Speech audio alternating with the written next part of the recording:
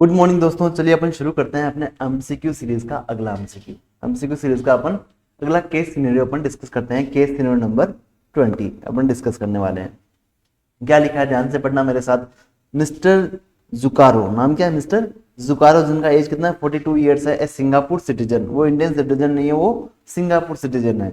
Visit India for business purpose on a regular basis, वो regular basis पे India आता रहता है। He was in India for the first time in year 2020-21। 20-21 में India में पहली बार आया 270 दिन के लिए। 21-22 में वो आया 190 दिन के लिए। 22-23 में आया वो 145 दिन के लिए। और 23-24 में वो इंडिया आया था 155 दिन के लिए। In the current financial year 24-25, he along with his family he come to India on 10th of August 2024। अब अपने परिवार के साथ ही आ गया 10 अगस्त 2024 को इंडिया में for a pleasure trip. His family returned to Singapore on 31st August 2024। उसका परिवार 31 अगस्त को इंडिया अपना सिंगापुर वापस चला गया। However, he stepped back to the complete some business commitments and he returned to Singapore on 17th of November। मतलब पूरा परिवार तो 31 अगस्त को चला गया, बट ये गया 17 नवंबर को इंडिया से वापस आगे गया है। Mister Zukaro owns a manufacturing unit in Singapore, उसका मैन्युफैक्चरिंग यूनिट है सिंगापुर में। He basically comes to India for a procurement of raw material. He has appointed mister Manish as a dependent agent in Mumbai. उसने mister Manish को as a dependent agent in Mumbai में नियुक्त किया है। नियुक्त यानी कि उसको अपॉइंट किया है। वो procure raw material from India and then export it to Singapore to his manufacturing unit and then sell the finished product there। अब मेरी बात समझना, ये क्या बोल रहा है, ये लाइन बहुत इंपॉर्टेंट है। ये कह रहा है कि हम इंडिया से रॉ मटेरियल परचेज करते हैं, उसको सीधा परचेज करते हैं, एक्सपोर्ट करते हैं। मतलब हम इंडिया में उसको रखते ही नहीं है, सीधा इसको एक्सपोर्ट करते हैं और इंडिया में उसको कोई प्रोसेसिंग हम नहीं करते हैं। और सिंगापुर में सारी प्रोसेसिंग होती है, वहीं पे हम गुड्स को बेच देते हैं। अब मेरी बात समझना, अपन ने जब पढ़ा था रेजिडेंशियल स्टेटस, तब हमने देखा था कि अगर अपन इंडिया से गुड्स परचेज करते हैं ओनली फॉर एक्सपोर्ट के लिए, तो उसका जो इनकम जनरेट होगा वो इंडिया में टैक्सेबल नहीं होगा, राइट। अगर वो रेजिडेंट बट ऑर्डिनरी रेजिडेंट नहीं है तो, ठीक है। An income of rupees 8,75,000 was received in Singapore. 8,50,000 में उसको इनकम हुआ सिंगापुर में out of this activity in the previous year 24-25। मतलब मैन्युफैक्चरिंग करके गुड्स जो बेचा है ना, उससे उसको इनकम कितना हुआ है 8,75,000 उसको सिंगापुर में इनकम हुआ है। He has purchased A residential property, उसने एक रेजिडेंशियल प्रॉपर्टी परचेज की है फॉर रुपीज 17,50,000 इन इंदौर। उसने इंडिया में कोई मतलब इंडिया के इंदौर में उसने क्या किया, प्रॉपर्टी परचेज किया है 17,50,000 इन अप्रैल 2020 में उसने प्रॉपर्टी लिया था। On the getting an attractive deal in November 2024 he sold the property for 26,25,000। मतलब नवंबर 24 में उसको एक अच्छी डील मिली, उसने उसको क्या किया, प्रॉपर्टी को बेच दिया 26,25,000 रुपए में। ही also paid brokerage of at the rate of 2% on sale consideration. उसने सेल कंसिडरेशन का 2% क्या किया, ब्रोकरेज पे किया है। अब मेरी बात समझना, इतना जो सेल किया है वो 23 जुलाई के बाद सेल किया है, इसका मतलब उसको इंडेक्सेशन का बेनिफिट नहीं मिलेगा। तो अपन यहाँ पे कैपिटल गेन निकाल देंगे, कितना आएगा अपने पास कैपिटल गेन कितना आने वाला है 26,50,000 माइनस 2% जो ब्रोकरेज पे किया वो कितना आएगा 26,50,000 का 2% कितना आता है 26,50,000 का 2% कितना आता है, इट्स 53,000, राइट। इट्स 53,000। चलिए, are you sure it's 53,000? Okay. तो अपने पास बचेगा अपने पास अब बचने वाला है 25,97,000। उसमें से लेस कर देंगे कॉस्ट ऑफ एक्विजिशन जो अपना था 17,50,000। तो अपने पास जो बचेगा कैपिटल गेन वो रहेगा अपने पास 8,47,000, राइट। ये अपना कैपिटल गेन रहने वाला है। ये रहेगा लॉन्ग टर्म कैपिटल गेन, ठीक है। ये रहेगा अपना लॉन्ग टर्म कैपिटल गेन, क्योंकि अपना प्रॉपर्टी को 2 साल से ज्यादा अपन ने होल्ड करा है। Mister Zukaro has also purchased an agriculture land. उसने खेती की जमीन भी खरीदी है इन इंडिया में and leased it out to a tenant. उसने क्या किया, उस खेती की जमीन को किसी को किराए पे दे दिया है। The tenant share a portion of his agriculture income with mister Zukaro as a consideration for rent of land every year. जितना उसका साल का रेंट आता है उसके हिसाब से क्या करता है ना, उसको जो एग्रीकल्चर का इनकम आता है उसका एक पोर्शन में क्या करता है, जुकारो के साथ शेयर करता है। The share in the income from the land of the previous year 24-25 was 6,50,000, 6.5 lakh का उसने क्या किया, शेयरिंग किया है मिस्टर जोकारो के साथ। तो ये 6.5 लाख का जो इनकम है मिस्टर जोकारो का, तो क्या सर ये टैक्सेबल होगा? Answer is no. टैक्सेबल क्यों होगा भाई? एग्रीकल्चर इनकम है ना, एग्रीकल्चर एक्टिविटी से जो इनकम आया है वो इसके पास दिया है उसको, तो ये वाला क्या होगा ना, उसका एग्जेम्प्ट हो जाएगा एज ए एग्रीकल्चर इनकम।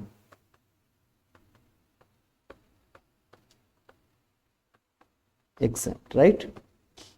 चलिए, आपको कॉस्ट इन्फ्लेशन इंडेक्स दे रखा है for the financial year 2021 and 24-25। अब मेरी बात समझना सर, यह क्या हमारे काम आने वाली चीज है? ये हमारे तब काम आएगा अगर अपन को बोला कि टैक्स का कैलकुलेशन करना है आपको, तब अपन चेक करेंगे भाई टैक्स का कैलकुलेशन विद इंडेक्सेशन कितना आता है, विदाउट इंडेक्सेशन कितना आता है।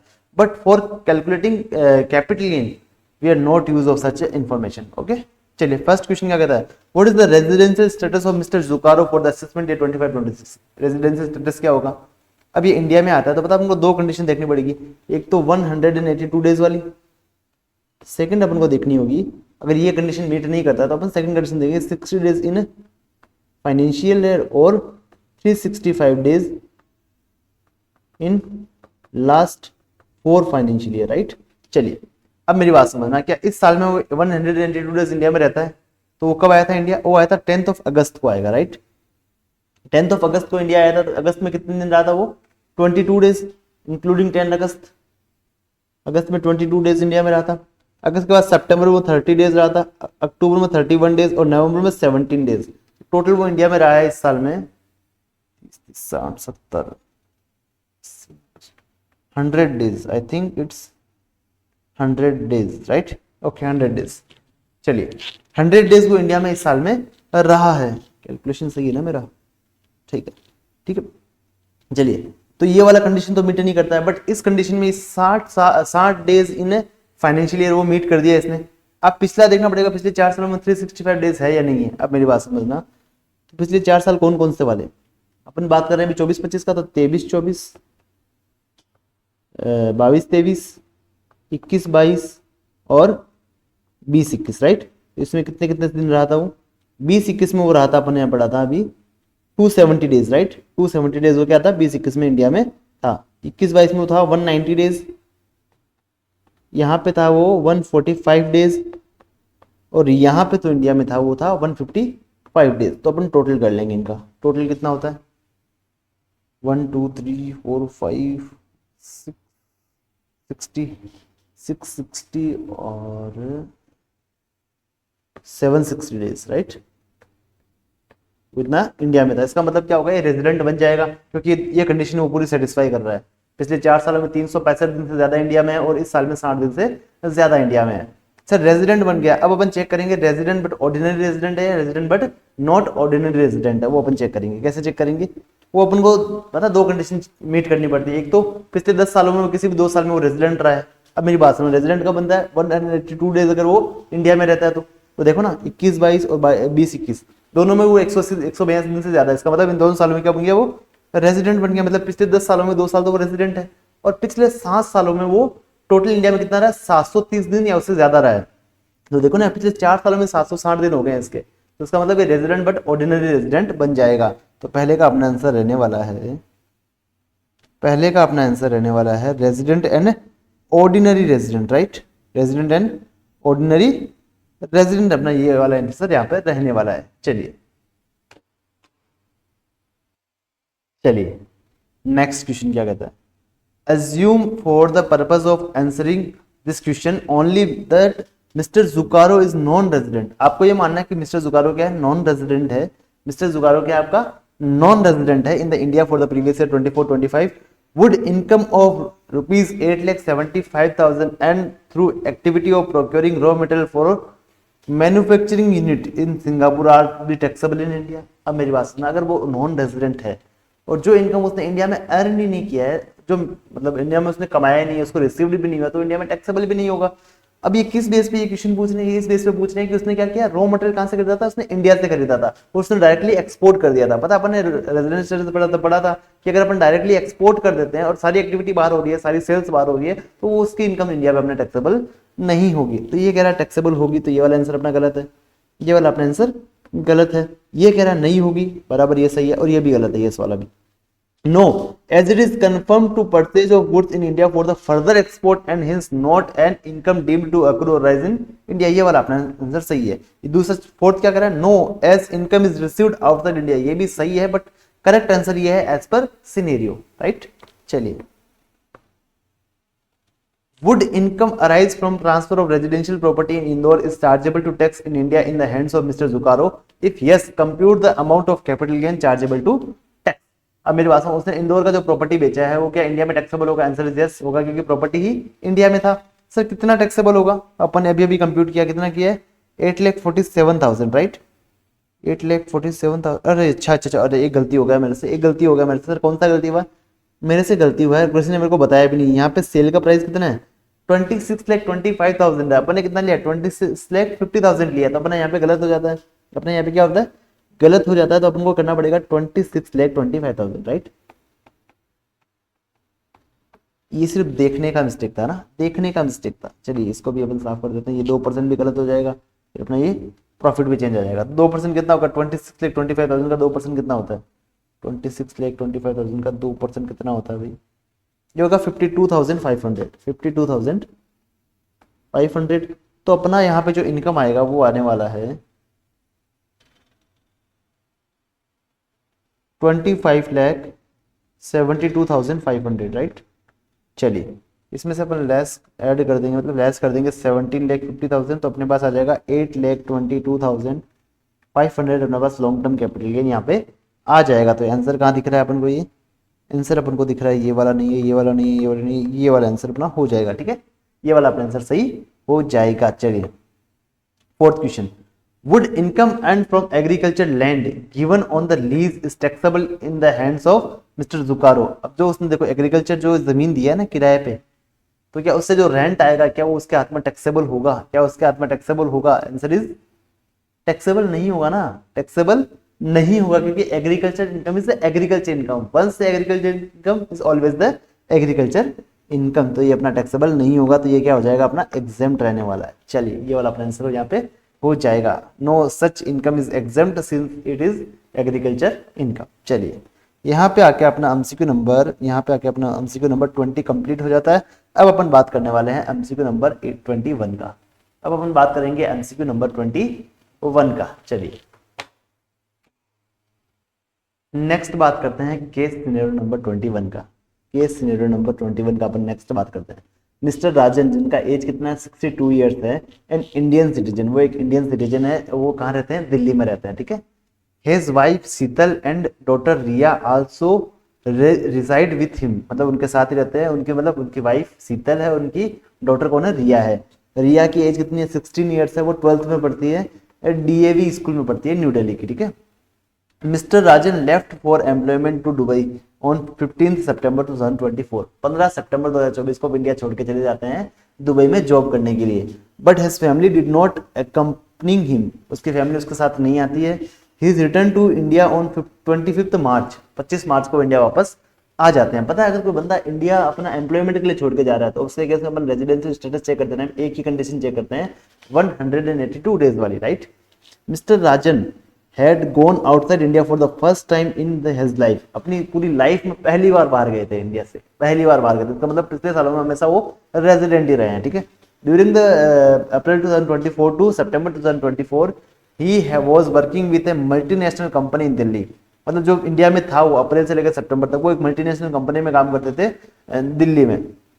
ही earn salary of rupees 14 lakh, 14 lakh उन्होंने सैलरी कमाया वहां से from his job in India. He paid tuition fees of rupees 1,80,000 for Riya's education. वो रिया की एजुकेशन के लिए 1,80,000 तो क्या करते हैं ना, ट्यूशन फीस पे करते हैं। पता ट्यूशन फीस पे करते हैं तो अपन को एटीसी का रिडक्शन मिल जाता है। यहाँ पे अपन को एटीसी का रिडक्शन मिल जाता है। चलिए apart from that mister Rajan also earn professional income, उन्होंने इसके अलावा उन्होंने प्रोफेशनल इनकम को भी अर्न किया है of rupees 60 lakh rupees, 60 lakh का उन्होंने प्रोफेशनल इनकम कमाया है। और प्रोफेशनल का उसका रिसिप्ट कितना था? वो था 90 लाख रुपीज।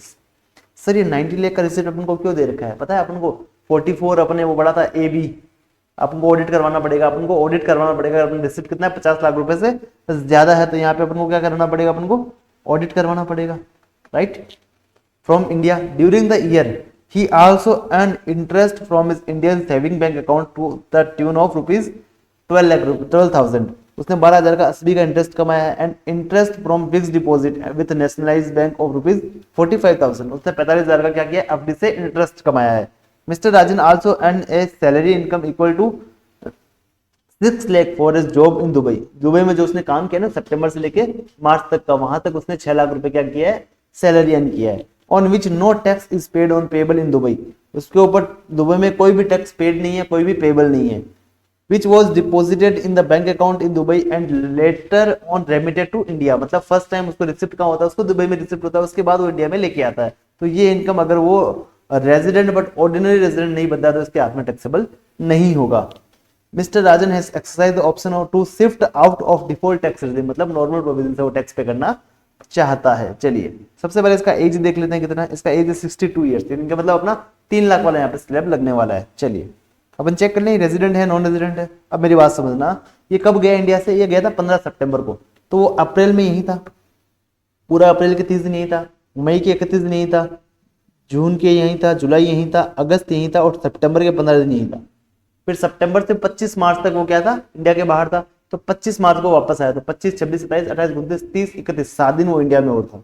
तो टोटल वो इंडिया में कितने दिन के लिए था, वो टोटल इंडिया में था 1 2 3 4 5 150 160 170 175 दिन के लिए, 175 डेज के लिए वो क्या था, इंडिया में था। राइट, 175 डेज के लिए वो क्या था, इंडिया में था। ठीक है, तो क्या सर अपन एक ही कंडीशन चेक करते हैं, अगर कोई एम्प्लॉयमेंट के लिए बाहर जाता तो यहाँ क्या बन जाता है, ये यहाँ बन जाएगा ये नॉन रेजिडेंट। अब मेरी बात समझना, यहाँ तो अपन इसको नॉन रेजिडेंट बना दिया, बट अपन को पता है ना, अगर आप फॉरेन कंट्री में अगर आपका टैक्स नहीं लगता है, अगर आपका फॉरेन कंट्री में टैक्स नहीं लगता है और आपका इंडियन सोर्स से इनकम आपका 15 लाख रुपए से ज्यादा है, तो आपका क्या हो जाएगा, आप आर एनओआर बन जाओगे, deemed to be R NOR बन जाओगे। चलिए, तो इसका इंडियन सोर्स से इनकम कितना है, देखो इसने प्रोफेशनल इनकम कमाया इंडिया से 60 लाख रुपए, तो यही 15 लाख से ज्यादा हो गया ना, यही इसका 15 लाख से ज्यादा हो गया। तो ये क्या बन जाएगा ना, ये बन जाएगा, ये नॉन रेजिडेंट नहीं रहेगा, फिर ये बन जाएगा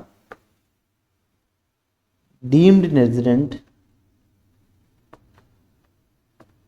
और डीम्ड रेजिडेंट में भी कौन सा वाला, आर एनओआर वाला, resident but not ordinary resident, ये बन जाएगा। ठीक है, अब मेरी बात समझना, अब अपन एमसीक्यूज पे जाते हैं। ठीक है, what is the residential status of mister Rajan, mister Rajan का रेजिडेंशियल स्टेटस क्या होगा फॉर द प्रीवियस ईयर 24-25 के लिए, क्या होगा पता, डीम्ड रेजिडेंट और आर बट एनओआर होगा इसका। तो इसका आंसर रहने वाला है ये वाला डीम्ड रेजिडेंट वाला, क्योंकि ये रेजिडेंट है नहीं, ये रेजिडेंट है नहीं, ये रेजिडेंट इसलिए माना गया है क्योंकि उस कंट्री में इसका टैक्स नहीं लग रहा है और अपने इंडिया में इसका इनकम जो हो रहा है इंडियन सोर्स से वो 15 लाख रुपए से ज्यादा है, तो क्या बन जाएगा, रेजिडेंट बन जाएगा। तो ये वाला अपना डी वाला आंसर अपना सही रहने वाला। सर ये पॉइंट कहाँ लिखा है नोट्स में, पॉइंट ये नोट्स में कहाँ लिखा, देखो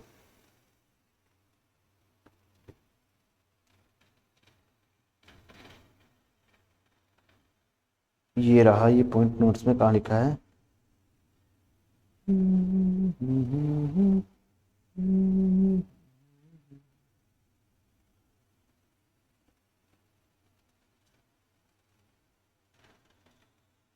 ये रहा, ये रहा। अगर वो किसी और कंट्री में टैक्स पे करने के लिए लाइबल नहीं है तो क्या बन जाएगा, डीम्ड आर एनओआर बन जाएगा। उसका अगर इंडिया से जो इनकम है, इंडिया से जो इनकम है उसका 15 लाख रुपए से ज्यादा है, तो ये पॉइंट यहाँ पे अपना लिखा हुआ है। ठीक है, ये वाला पॉइंट अपने यहाँ पे लिखा हुआ है। चलिए, what would be the income chargeable to tax under the head salary in the hands of mister Rajan, उसका सैलरी हेड में उसका कितना इनकम टैक्सेबल होगा। पहली बात समझना, एक तो उसको क्या मिला है, 14 लाख रुपए मिला है जो उसने दिल्ली में जो कंपनी में काम किया था वहां से, और इसको एक 6 लाख रुपए मिला है दुबई की सैलरी। ठीक है, ये दुबई वाली सैलरी कब टैक्सेबल होगी, ये तभी टैक्सेबल होगी जब आप रेजिडेंट बट ऑर्डिनरी रेजिडेंट हो। तो अगर आप resident but not ordinary resident हो तो आपकी ये टैक्सेबल नहीं होगी, क्योंकि आपको ये इंडिया के बाहर ही आपने अर्न किया और इंडिया के बाहर ही आपको रिसीव हुआ, तो ये आपका इंडिया में टैक्सेबल नहीं होगा। तो आपको इंडिया में कौन सा इनकम टैक्सेबल होने वाला, ओनली 14 लाख रुपीज। उसमें से आपको 50,000 का क्या मिल जाएगा, स्टैंडर्ड डिडक्शन मिल जाएगा, तो आपका इनकम रहने वाला है 13,50,000। राइट, आपका इनकम रहने वाला है 13,50,000, तो आपका आंसर मिल जाएगा 13,15,000। ओके, चलिए, how much deduction is available under chapter 6A from the gross total income, GTI में से उसको कितना डिडक्शन मिलने वाला है। एक तो ट्यूशन फीस का मिलेगा 1,80,000, एटीसी में एक तो मिलेगा 1,80,000, और पता है एटीसी का मैक्सिमम डिडक्शन का लिमिट कितना, 1.5 लाख रुपए, तो आपको 1.5 लाख ही मिलने वाला है। डिडक्शन के एलिजिबल अमाउंट 1,80,000 है, बट आपका मैक्सिमम लिमिट कितना है, 1.5 लाख की है। ठीक है, फिर इसको सेविंग बैंक के इंटरेस्ट का रिडक्शन मिल जाएगा। ATTTA में 10,000 मिलता है, पता है आपको। बट अगर आपका आप सीनियर सिटीजन हो, अगर आपका एज 60 ईयर्स से अबव जैसे इसका है, रवि का, राजन का है जो, तो आपको क्या मिल जाएगा ना, आपको 50,000 का लिमिट मिलता है ATTB में, ठीक है। उसमें फिक्स डिपॉजिट का इंटरेस्ट भी कवर होता है और आपका सेविंग बैंक का इंटरेस्ट भी कवर होता है। तो आपका टोटल इंटरेस्ट कितना है, 45 प्लस 12 कितना हो, 57,000। तो आपको मैक्सिमम रिडक्शन मिलने वाला है 50,000 यहाँ पे ATTT का। ये तो मिल गया ATC का, आपको ATTTA का, ATTB का भी मिलेगा आपको 50,000 का। आपका टोटल जो डिडक्शन आएगा वो आएगा 2 लाख रुपीज, राइट। तो आपका 2 लाख कहाँ आंसर लिखा है उसको टिक कर देना आप, ये लीजिए। What shall the tax liability of mister Rajan for the assessment year 25-26 के लिए उसका टैक्स का लाइबिलिटी क्या रहने वाला है, टैक्स का लाइबिलिटी क्या रहने वाला है। चलिए टैक्स का लाइबिलिटी अपन निकालते हैं, अपन को टैक्स निकालना है, ठीक है। तो एक तो इसका 60 लाख का ये इनकम है, एक तो उसका 60 लाख का इनकम है, और इसका सैलरी एड से इनकम है 13,50,000 का। तो उसका टोटल इनकम कितना आ गया, 73,50,000। फिर इसका सेविंग बैंक इंटरेस्ट वगैरह भी है, वो कितना है आपका 57,000, अपन ने अभी कंप्यूट किया था। तो इसका टोटल इनकम आएगा 74,07,000, राइट। 74,07,000 का क्या आएगा टोटल इनकम यहाँ पे आने वाला है, ठीक है। इसमें से क्या करेंगे ना, अपन डिडक्शन दे देंगे इसको 2 लाख रुपए का। ये 115 BSc फॉलो नहीं कर रहा था, इसको डिडक्शन भी मिलेगा 2 लाख रुपए। अभी अपन ने कंप्यूट किया यहाँ पे, अभी अपन ने कंप्यूट किया था, इसको 2 लाख का डिडक्शन यहाँ पे दे देंगे। अब इसका इनकम बचने वाला है, जो बचेगा इसका इनकम, जो इसका इनकम आने वाला है 72,07,000, राइट। 72,07,000 इसका इनकम आने वाला है। तो एक काम करेंगे ना, फटाफट से एक बार 72,07,000 पे आप टैक्स कंप्यूट करेंगे और मेरे को बताएंगे कि इसका टैक्स क्या आता है। अब आपको मैं 1 मिनट का टाइम देता हूँ, फटाफट से आप क्या करेंगे, टैक्स कंप्यूट आप करने वाले हैं। चलिए आप टैक्स कंप्यूट करके बताइए।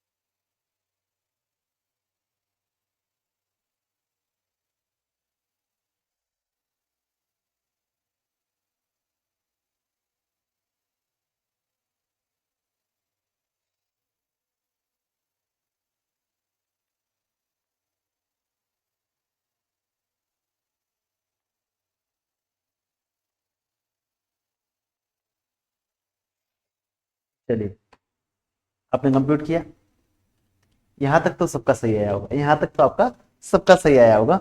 अब मेरी बात सुनना, इसमें अपन क्या कर देंगे, 4% हेल्थ एजुकेशन सेस ऐड कर देंगे, राइट। कौन कौन किस किस को अपना पहला चैप्टर याद आ रहा है, पता है अपन को। अगर अपना इनकम 50 लाख से ज्यादा है, अगर आप इंडिविजुअल हैं, तो आपके केस में 10% के हिसाब से सरचार्ज लगने वाला। तो यहाँ पे लगेगा सरचार्ज आपके, right, at the rate of 10%। कितना लगेगा, 1,97,210, राइट। तो इसको अपन ऐड कर देंगे तो अपने पास कितना आएगा, 7,210, ठीक है। तो 21,69,310। अब इसमें अपन क्या ऐड कर देंगे, इसमें ऐड कर देंगे 4% हेल्थ एंड एजुकेशन से। कितना ऐड करेंगे इसमें, 4% अपने हेल्थ एंड एजुकेशन से अपने ऐड करने वाले हैं। तो अपने पास जो टैक्स आएगा वो आएगा अपना टैक्स लाइबिलिटी आएगा,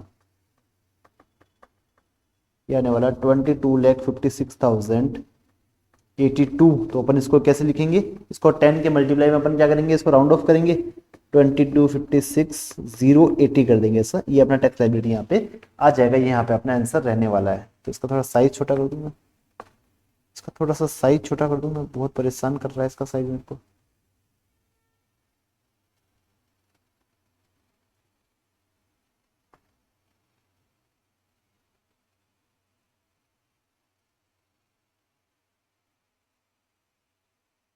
चलिए, तो अपना आंसर रहेगा 22,56,080, राइट। तो अपना सी वाला आंसर यहाँ पे हो जाएगा।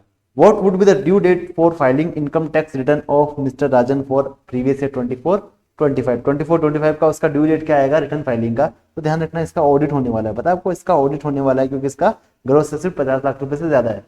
तो इसके केस में ड्यू डेट आएगा 31 अक्टूबर, इसके ड्यू केस में ड्यू डेट आएगा 31 अक्टूबर। यहाँ आके अपना एमसीक्यू नंबर 21 भी अपना कंप्लीट हो जाता है। यहाँ पे आके अपना एमसीक्यू नंबर 21 भी क्या हो जाता है, कंप्लीट हो जाता है। चलिए